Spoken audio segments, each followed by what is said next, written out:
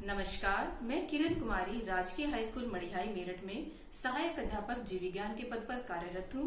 तो प्यारे बच्चों, आइए मैं विज्ञान की बहुत ही रोचक कक्षा में आपका स्वागत करती हूँ। और बच्चों, आज हम पढ़ेंगे जीव विज्ञान के चैप्टर जीव जनन कैसे करते हैं इस विषय में। तो बच्चों, जीव जनन कैसे करते हैं ये जानने से पहले आवश्यक है कि ये जीव क्या है, सजीव क्या होते हैं, इसके विषय में हम जानें। तो कोई बच्चा मुझे बताएगा कि सजीव क्या होते हैं, इनके लक्षण क्या होते हैं। सजीव वह जीव होते हैं जो श्वास लेते हैं तथा खाना खाते हैं। बिल्कुल ठीक, जो खाना खाते हैं, जो श्वास लेते हैं, जो उत्सर्जन करते हैं, ये सभी लक्षण जिनमें पाए जाते हैं वे हमारे सजीव कहलाते हैं। तो बच्चों, ये सभी लक्षण जो होते हैं ये मूल लक्षण है, ये आवश्यक लक्षण है, इनके कारण ही वह सजीव कहलाते हैं।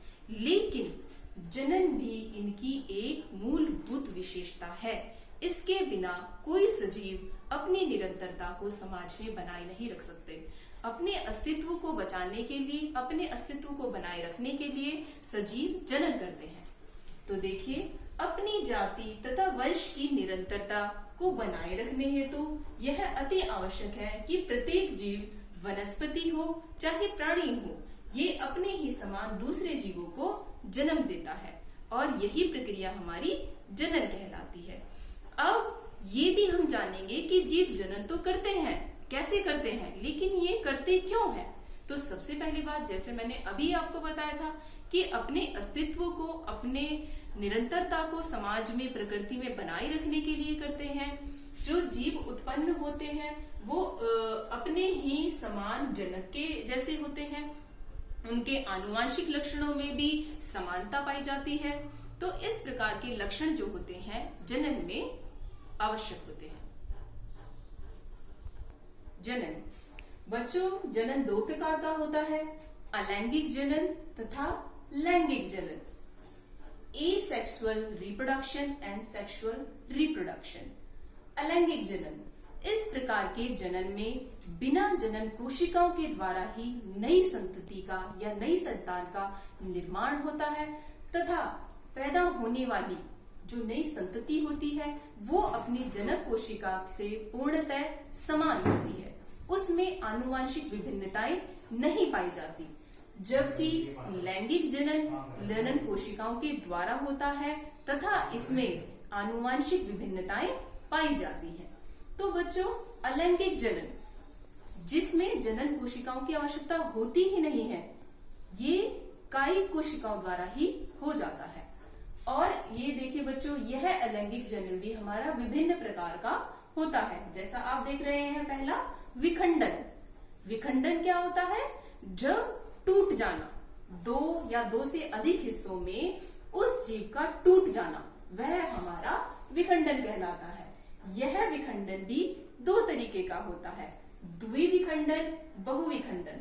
देखिए बच्चों, जैसे शब्द से ही पता चल रहा है, द्विविखंडन जिसमें वह जीव दो हिस्सों में टूट जाता है, जैसे कि अमीबा। अमीबा में क्या होता है? अमीबा की कोशिका एक कोशिकीय जीव है, वो दो हिस्सों में खांच के रूप में टूटने लगता है और वो दो नई नई संतति बन जाता है। ठीक है। बहुविखंडन, बहु मीन्स मल्टीफिशन, जिसमें वह जीव दो या दो से अधिक कोशिकाओं में टूट जाएगा और इसमें जो संतति होती है वो दो से ज्यादा होती है। तो विखंडन है पहला हमारा, फिशन। दूसरा हमारा आता है पुनरुद्भवन या फिर पुनर्जनन।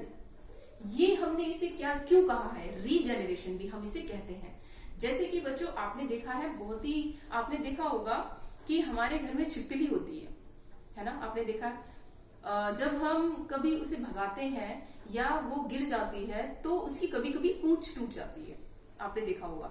और आप देखेंगे कि वो पूंछ टूट के वो तो मृत हो जाती है उसकी पूंछ कुछ समय बाद, लेकिन आप देखेंगे कि उसी छिपकली में धीरे धीरे पूंछ आने लगती है ना? वो कोशिकाएं, इनमें इतनी कैपेबिलिटीज होती है कि वो उसकी पूंछ का निर्माण कर सके, लेकिन वो हम उसे रीजेनरेशन, पुनरुद्भवन नहीं कह सकते।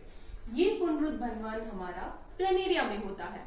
वो जितने भी हिस्सों में टूट जाता है चाहे उसे बीच में से काट दें, चाहे उसे हम लंबाई से काट दें, उसमें इतने ही नए प्लानेरिया बन जाते हैं जितने हिस्से में हम इसे काट देते हैं या तोड़ देते हैं। इसी वजह से हमने इसे कहा है दोबारा जन्म, पुनर्जनन। फिर आता है बच्चों मुकुलन। मुकुलन क्या होता है? मुकुल। मुकुलन वर्ड मुकुल वर्ड से बना है। मुकुल मीन्स बड। इस पूरी प्रक्रिया को बड के कारण ही हम बडिंग कहते हैं। क्या होता है इसमें हाइड्रा में होता है। ये हाइड्रा में एक उभार नाम, जैसे बच्चों को आपको देखा बच्चों की चोट लग जाती है और वो थोड़ा सा उभार आ जाता है, तो उसी तरह का उभार हाइड्रा में होने लगता है, जिसके कारण वो धीरे धीरे धीरे धीरे धीरे धीरे नए हाइड्रा का रूप ले लेता है और फिर उसमें से टूट के वो गिर जाता है और दूसरे हाइड्रा का जन्म होता है। इस प्रक्रिया को हमने मुकुलन कहा है, जिसके कारण उसी हाइड्रा से नई संतति का निर्माण होता है। फिर आता है बच्चों बीजाणु जनन, जिसे हम स्पोर फॉर्मेशन भी कहते हैं। जैसे कि फंगस में भी होता है, ये स्पोर्स बनते हैं बच्चों उसमें। ईस्ट में भी होता है। क्या होता है? स्पोर्स, बीजाणु, जब उन्हें नमी वाला वातावरण मिल जाता है तो वे स्पोर्स नए जीव का जन्म या नई संतति का निर्माण करते हैं। फिर आता है बच्चों कायिक प्रवर्धन, इसे हम वेजिटेटिव प्रोपेगेशन कहते हैं। इसमें क्या होता है बच्चों? ब्रायोफिल्म की एक पत्ती होती है, उस पत्ती में ही कलिकाएं जैसे निकलने लगती है और वही कली टूट के जब नीचे गिर जाती है तो उससे दूसरे ब्रायोफिल्म के पौधे का जन्म होता है। बच्चों मैं आपको एक बहुत ही सिंपल एग्जांपल बताऊंगी। जैसे देखिए ये आलू भी कायिक प्रवर्धन का एक बहुत ही अच्छा उदाहरण है। आप देखेंगे इसमें कलिका देख रहे हैं, इस तरह की कलिकाएं वाला जो आलू होता है, जब हम इसे बो देते हैं मिट्टी में तो इसी से ही दूसरी पौधे का जन्म हो जाता है। तो ये भी क्या है? ये भी एक तरह से कायिक प्रवर्धन ही है, जिसे हम क्या कहते हैं? Vegetative propagation. गो। तो बच्चों अलैंगिक जनन के विभिन्न प्रकार होते हैं, जैसा अभी मैंने आपको बताया। आइए अब इस विषय में हम विस्तृत रूप से पढ़ेंगे अलैंगिक जनन के विभिन्न प्रकारों के विषय में। देखिए बच्चों, सबसे पहले आता है हमारा विखंडन। तो कोई मुझे ये बताएगा विखंडन क्या होता है? मैम टूटना। Yes, very good. विखंडन मतलब टूटना। जब कोई पादप कोशिका, जब कोई परिपक्व कोशिका इतनी परिपक्व हो जाती है कि वो धीरे धीरे टूटकर विखंडित हो जाती है। विखंडन मीन्स वो टूटना शुरू करती है और वो अपनी संतति कोशिकाओं का निर्माण करती है, तो वह हमारा विखंडन कहलाता है।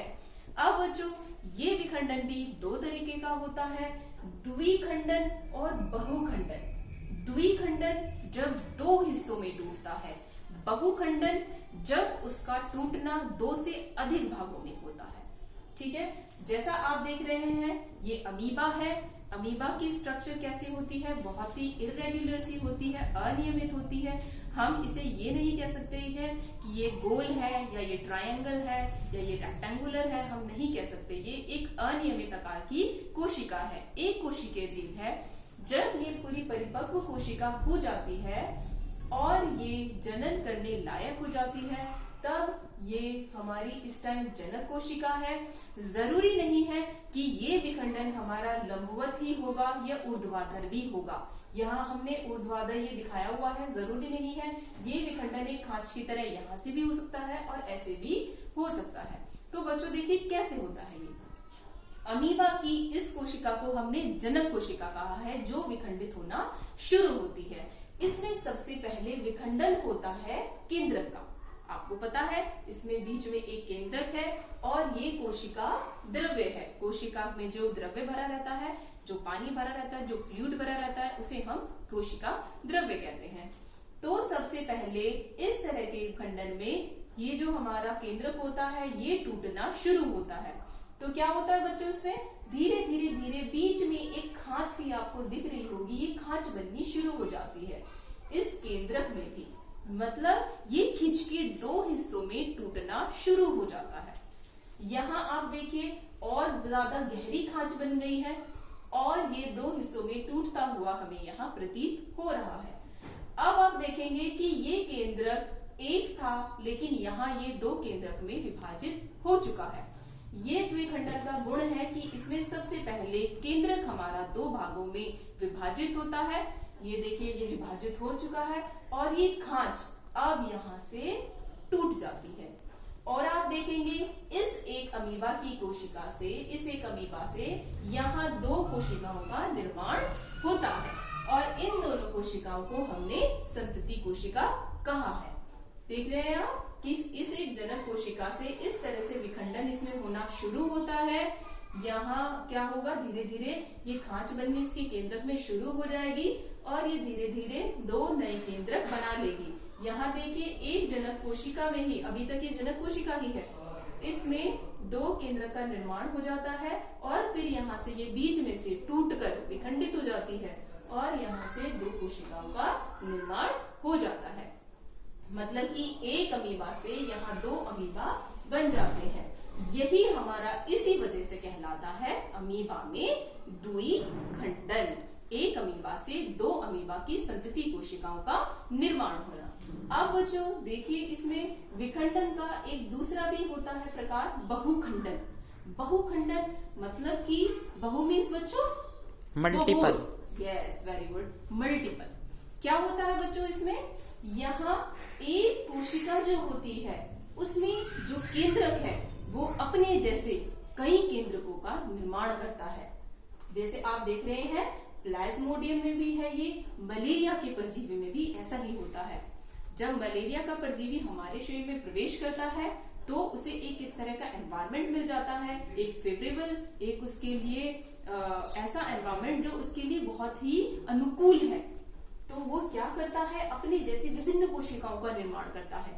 आप इसमें देखिए एक संतति कोशिका ही प्लाज्मोडियम की इस तरह से विखंडन करके इतनी सारी कोशिकाएं बना लेती है और ये कोशिकाएं ही इसकी संतति कोशिका कहलाती है। आप देखेंगे अमीबा में द्विखंडन से ये अलग है। अमीबा में केवल दो संतति कोशिकाओं का निर्माण हुआ है, लेकिन प्लाज्मोडियम या मलेरिया में दो से ज्यादा, 3, 4, 5, 6 इस तरह से बहुत ज्यादा संतति कोशिकाओं का निर्माण होता है। तो बच्चों अब हम देखिए अलैंगिक जनन के अगले प्रकार पुनरुद्भवन या पुनर्जन्म के विषय में हम ये जानेंगे। ये आपको चित्र दिख रहे हैं बच्चों, प्लानेरिया है। ये हमारा जो अलैंगिक जनन होता है, पुनरुद्भवन और मुकुलन दोनों बहुकोशिकीय जीवों में पाया जाता है। बच्चों मैंने अभी बहुकोशिकीय, बहुविखंडन, इसका मैंने यूज किया था ये वर्ड। तो बहु मीन्स क्या होता है? बहुत सारे। वेरी गुड, बहुत सारे। बहुकोशिकीय जीव वे जीव जिसमें बहुत सारी कोशिकाएं होती हैं, उन्हें हम बहुकोशिकीय जीव कहते हैं। जैसे आप देखिए बच्चों, बहुकोशिकीय जीवों के ही हम अलैंगिक जनन के विषय में पढ़ रहे हैं। पुनरुद्भवन, इसे हम पुनर्जनन भी कहते हैं।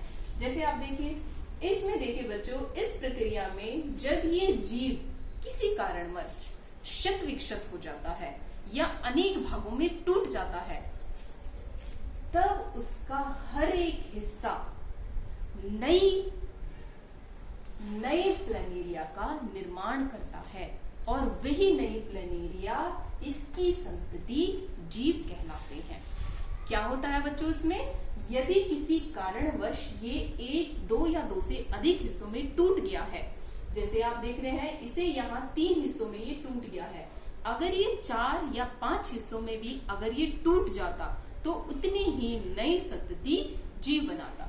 देखिए अगर ये यहाँ 3 हिस्सों में टूट गया है, ये धड़ है इसका, ये सिर का हिस्सा है, ये इसका पूंछ जैसा हिस्सा है, ये 3 हिस्सों में अगर टूट गया है तो ये नहीं है कि ये केवल पूंछ वाला हिस्सा ही बनाएगा, नहीं, इसका हर एक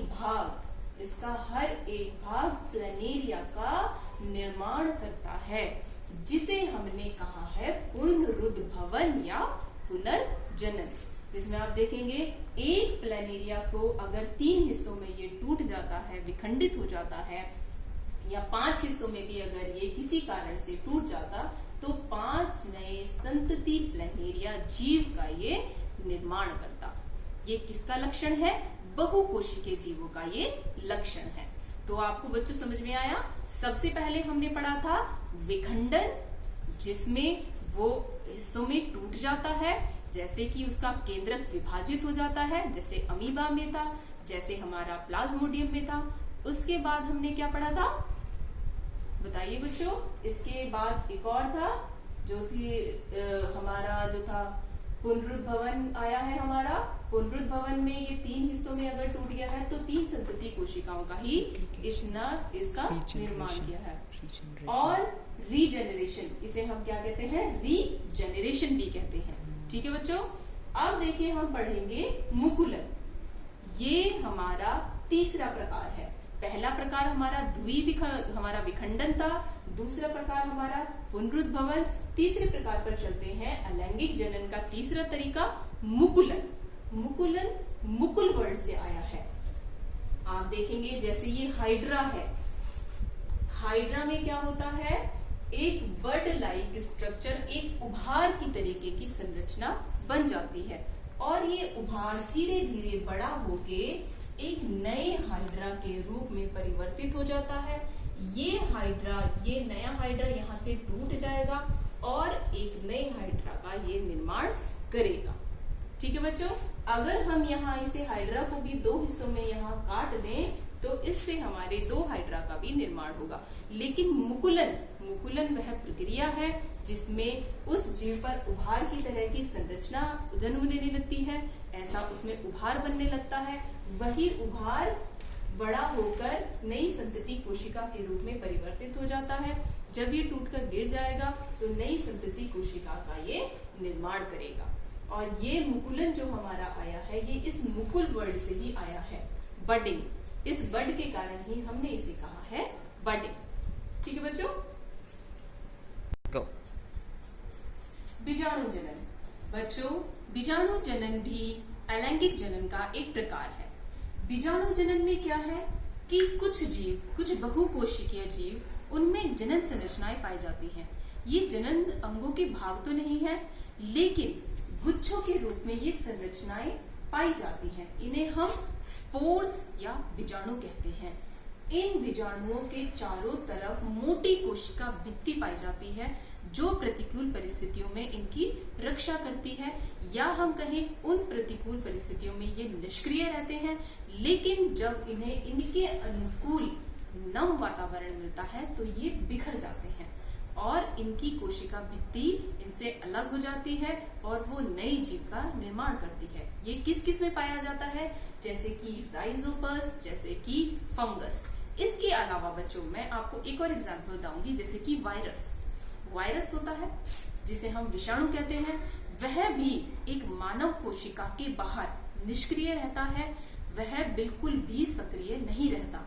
जब उसे एक मानव कोशिका मिल जाती है तो उसकी कोशिका भित्ति उससे हट जाती है और वो अपनी संख्या उस मानव के अंदर वो बढ़ाने लगता है, अपनी संख्या में वृद्धि करने लगता है। वही उसी तरह का हम इसमें भी है कि इन बीजाणुओं के चारों तरफ मोटी कोशिका की भित्ति पाई जाती है।